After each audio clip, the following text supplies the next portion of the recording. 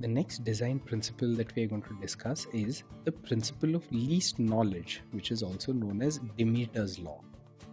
What this principle says effectively is only talk to friends, don't talk to strangers. Now, just to be clear, the word friends here has nothing to do with the C++ friend keyword, which has a very specific meaning. What here do we mean by friends? We'll explain that in just a bit.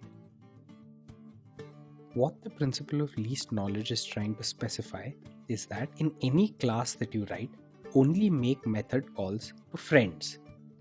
Well, what are friends? That's the next very obvious and logical question, and it turns out that that's been defined as well. To begin with, every object is its own friend. Okay, so that's almost so obvious that it's not worth explicitly specifying, but I will anyway. Every object is its own friend, so it's perfectly okay for your class to call other member functions of the same class. But more non-trivially, objects that are passed in as parameters to the methods of your class count as friends. Again, if your class has a method and there's a parameter that's been passed into that method, that object counts as a friend, and it's okay for you to call the methods of that object. Objects that are created inside your class are also friends. This includes objects that are created and instantiated in order to initialize member variables. In other words, any member variables are your friends.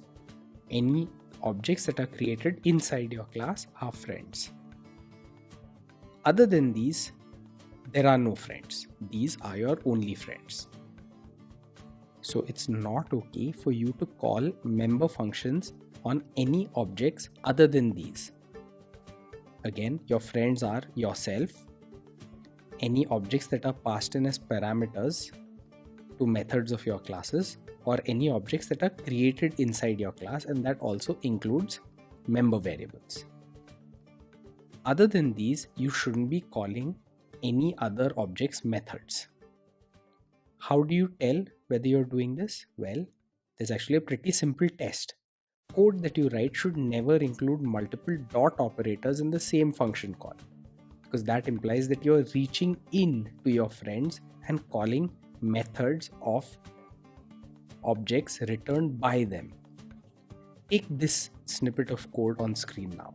This code actually violates the principle of least knowledge, and that's because however you look at it, it's possible that the variable document contains an object which is your friend, but document.getCurrentPage, which is presumably a page object, cannot be your friend. So this line of code, which includes a couple of dot operators, is actually not compliant with the principle of least knowledge or with Demeter's law. The way this code ought to be written in order to be compliant is like this. Very politely, we ask our friend, which is the document object, for its current page number. We don't reach into the document in order to get the current page and then query that page for its number. This is the way to do it.